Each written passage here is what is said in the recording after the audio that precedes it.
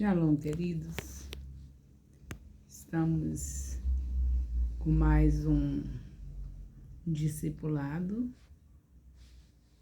Agora no capítulo 24 de Gênesis, quando Abraão manda ver uma esposa para o seu filho Isaque. Capítulo 24.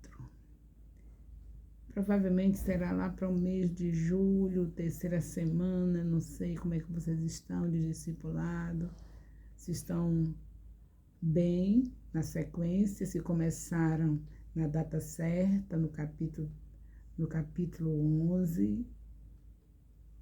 Provavelmente quem vem assim certinho vai estar fazendo este estudo do capítulo 24 na terceira semana de julho. Preste atenção à sequência.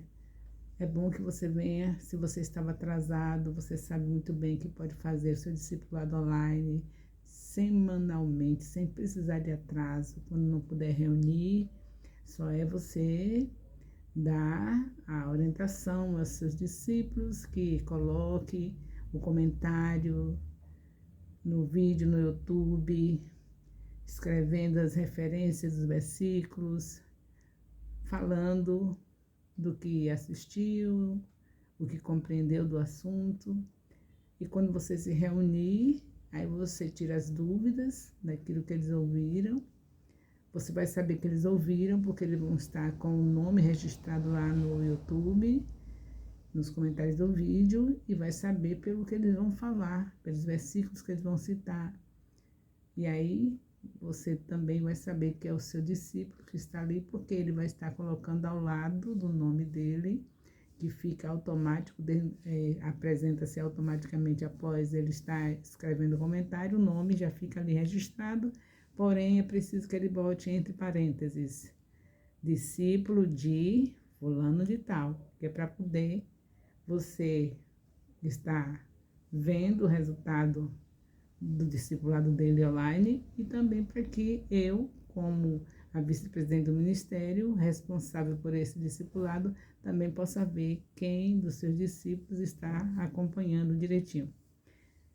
Então, esse capítulo é muito extenso, porque nós sabemos que vai depender da tradição que traduziu aqui, que escreveu aqui.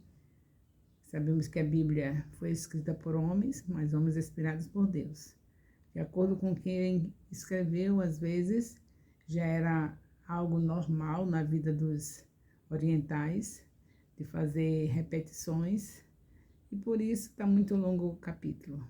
A Bíblia tem muitas repetições e depende justamente daqueles que foram usados por Deus para escrever. Então, nós vemos que Rebeca era sobrinha neta de Abraão. A Rebeca, que estaria casando com Isaque, o filho de Abraão, era sobrinha neta de Abraão.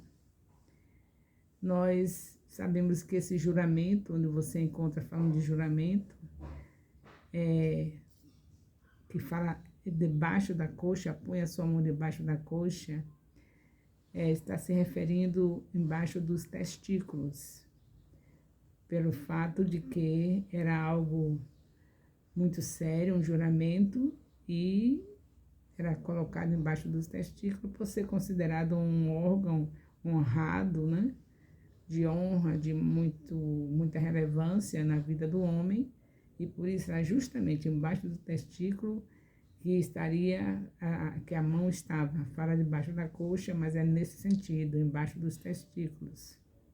Também porque a palavra testículo quer dizer testemunha, está relacionado a teste, e é igual, significa testemunha. Então, tudo tem um porquê. A Bíblia não tem nada por acaso. Debaixo da coxa quer dizer debaixo do testículo. Por quê? Porque o testículo estava relacionado com a palavra testemunha, e por ser um órgão importantíssimo na vida do homem. Então, a gente vê aí que O Abraão pede para ele fazer isso, porque é de muita importância que ele o seu filho casasse com alguém do meio da sua parentela. E ele já estava velho, já estava com a idade avançada, não poderia fazer isso, chamou o seu criado, o seu mordomo de confiança, Eliezer, e dá para ele essa missão. Também determina que se a moça não quisesse vir, ele estaria livre. Mas ele teria que ir ao encontro da família, encontrar essa moça que seria a esposa do seu filho Isaac. Quando o criado pergunta se a moça não quisesse vir, ele disse: então você não vai levar meu filho para lá. Meu filho continua aqui em Canaã, a terra que Deus me prometeu, não irá para lá. E você fica livre do juramento. Agora você não pode rejeitar de fazer de tudo para encontrar a moça. Se você encontrar e ela não quiser vir, você está livre. Dá para entender, né? Eu estou aqui sem fazer a leitura toda, só estou fazendo comentário, mas você vai ler todo, o seu discipulador, você que é o discipulador vai ler tudo compassadamente, mesmo sendo longo, vocês têm uma hora de discipulado, mesmo que não tenha muito comentário, mas a leitura é necessária ser feita. E nas partes principais, como quando chega na hora que falar embaixo da coxa, você vai explicar, como eu já disse, o que é.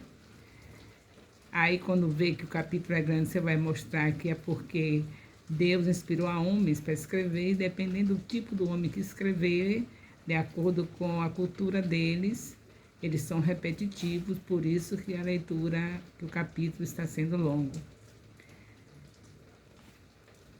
Estudiosos dizem que Betuel já tinha morrido, o pai de Rebeca. Alguns estudiosos falam sobre isso, porque só vê falar em Labão, não é isso? Só fala o tempo todo Labão, o irmão de Rebeca, e não se vê o pronunciamento assim de Betuel.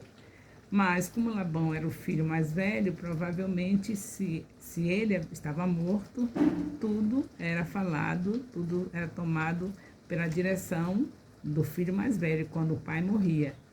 Se ele estava morto, é por isso que Labão está tomando a frente, recebeu os presentes, aquelas coisas todas, porque estava no lugar do pai. Mas isso não é provado, tem-se uma ideia sobre isso, pela maneira como é apresentado a voz de Labão sempre à frente e não se vê o pai falando. De qualquer maneira, também podia ser o pai presente, mas porque o seu filho mais velho, o pai permitia que tomasse a direção, por estar cansado, por estar mais cansado, né? E aí, mesmo presente, poderia ter sido assim, deixado o filho tomar frente, a direção para resolver a questão. Mas para alguns, acham que Betuel já estava morto e que estava resolvendo tudo sobre o casamento de Rebeca, era Labão, o seu irmão mais velho. Nós vemos no versículo 66, Isaac, ele está nós estamos no capítulo 24, né? Eu estou falando no versículo 62. Vê Isaac, ele já está ali no Neguebe, deserto de Neguebe. Abraão tinha vindo para Cananeia, para Canaã, e Isaac está aí nessa parte do Neguebe. E é justamente, Abraão tinha descido para Hebrom, e Abraão tinha estado estava agora em Beerseba. Abraão tinha tomado tudo lá em Beerseba. E nós sabemos que Canaã estava mais abaixo. Aí você olhando no mapa, você vai ver tudo que eu estou falando, localizado, o local onde estava Isaac, onde estava Abraão. É bom que você, como professor, saiba disso, fica mais seguro quando passar a estar descrevendo, lendo o capítulo, porém isso não é o mais importante. O mais importante aqui é nós sabermos que Abraão estava cumprindo tudo como Deus havia lhe dito. Não se misturar com outros povos, estarem sempre casando com pessoas da sua própria família, escolhendo esposa para os seus filhos e esposa para as suas filhas. Isso era uma das coisas que foi pedido por Deus para o povo de Deus não se misturar. Lá em Canaã, poderia encontrar, é claro, mas não era permitido por Deus, não foi isso que Deus estava requerendo deles. Eles não deveriam se misturar com outros povos.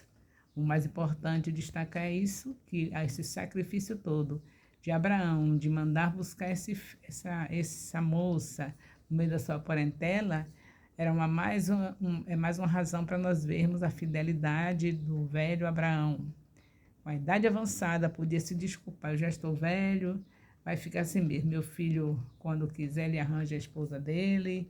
Não, ele se preocupou no casamento do seu filho, porque ele estava aliançado com Deus e ele não podia perder os ensinamentos, as orientações que Deus tinha dado para ele. Eu creio que vocês viram no capítulo 15, quando Deus estava fazendo aliança com Abraão. Uma das partes da aliança foi aquele altar com os pedaços de animais um do lado do outro, e ficava aquele meio, tipo uma passagem, tipo um caminho, que era a maneira de se fazer aliança naquela época. E da mesma maneira como os povos faziam aliança, Deus fez com Abraão, com a diferença que agora era o Deus vivo, passando no meio naquele caminho entre os pedaços de animais de um lado e do outro, feito tipo um caminho, né? E ele passou como forma de tocha de fogo e deu sono para Abraão não passar, porque sabia que a aliança da parte de Abraão poderia falhar, enquanto que da parte dele não falharia. Deus nunca falha com a sua aliança. E nós vemos que foi como Deus fez. Ele já sabia que logo depois, isso era o capítulo 16, no capítulo 14, quando foi no capítulo 20, no capítulo 15, aí no capítulo 15, que foi a aliança, no capítulo 16, nós vemos que logo Abraão está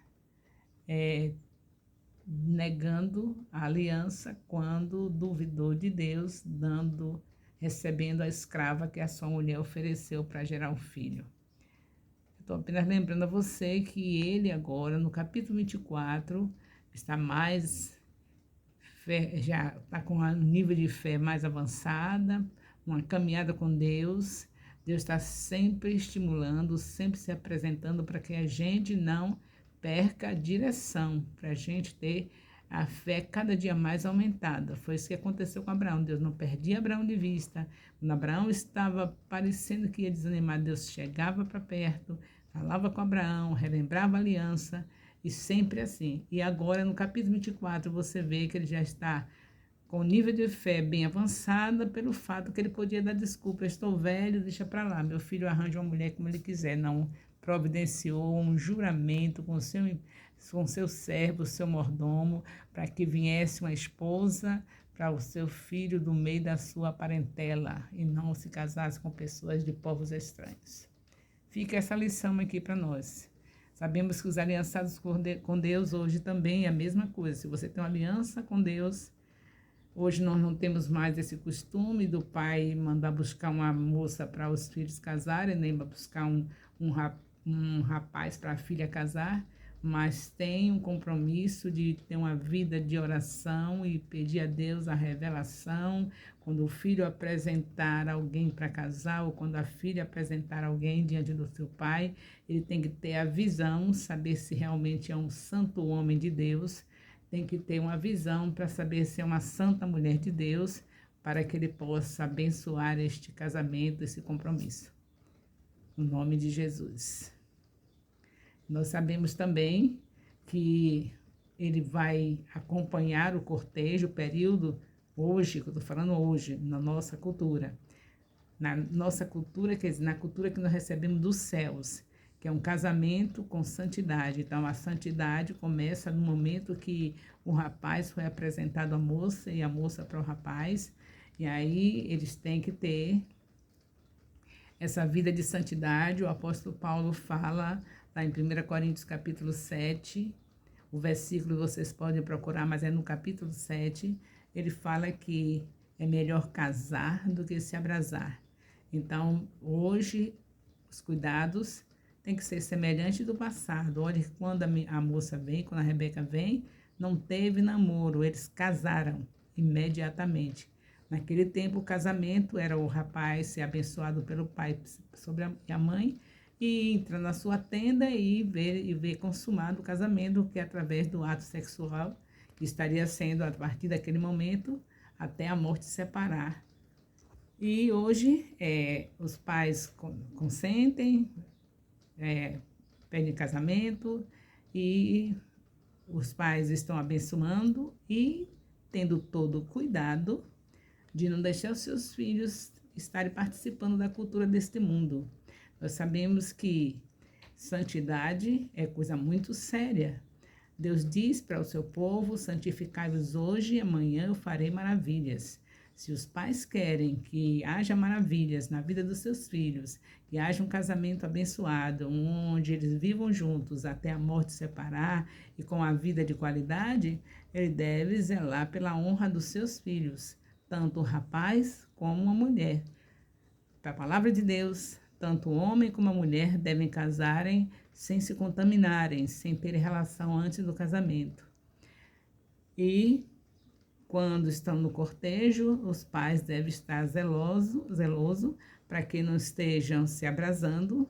Nós sabemos que um beijo na boca é o início de um ato sexual. É claro que o casal, que antes, os dois que estiverem aliançados, que estiverem para se casar, estiverem se beijando, se abraçando, estão em abrasamento. E a Bíblia diz que é melhor casar do que se abrasar. Então, antes que se abrasem, né, é melhor que estejam providenciando o mais rápido possível o casamento e não depender dos costumes desse mundo, que prefere ter um casamento que chame a atenção de toda a sociedade, todo mundo sabe, olha, o casamento de fulana foi uma coisa maravilhosa, mas não esqueça que maravilhoso para Deus não é o que você faz de apresentação para o público no casamento, mas maravilhoso para Deus é estar dando o primeiro beijo em frente do altar e ir para o casamento puros e ali ter a primeira relação e daí por diante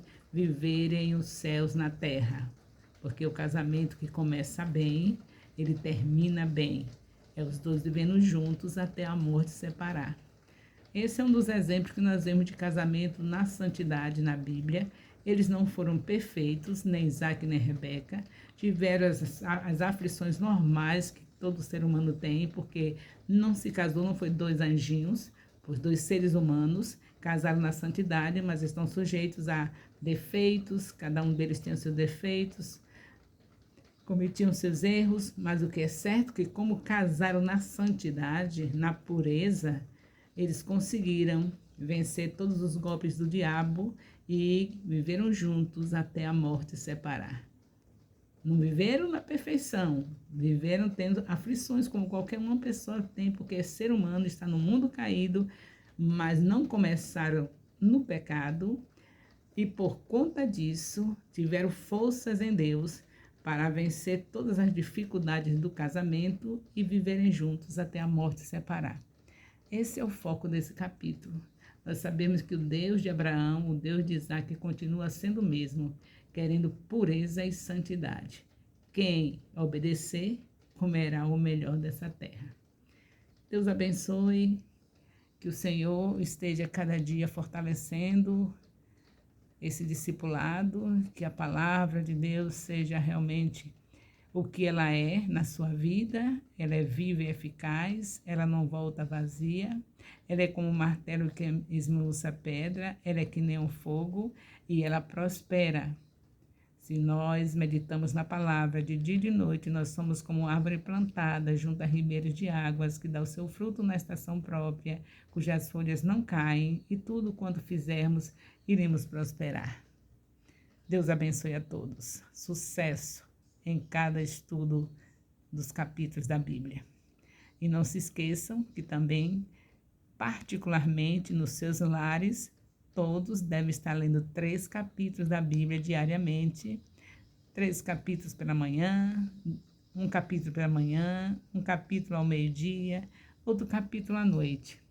E desse jeito, tenho certeza que nós teremos os melhores anos do nosso ministério apostólico internacional Filho de Jerusalém. Porque onde a palavra está Jesus, como está escrito em João, capítulo 1, versículo 14. Ele é o verbo que se fez carne e habitou entre nós. E onde ele habita, a prosperidade vem. As maravilhas acontecem. E o nome do nosso Deus será exaltado. O amor de Deus, nosso Pai, a graça salvadora do nosso Senhor Jesus Cristo, a comunhão do Espírito Santo, seja com todos os nossos discipuladores e os discípulos desse ministério apostólico internacional de Jerusalém, não só agora, mas para sempre. Amém. Louvado seja Deus.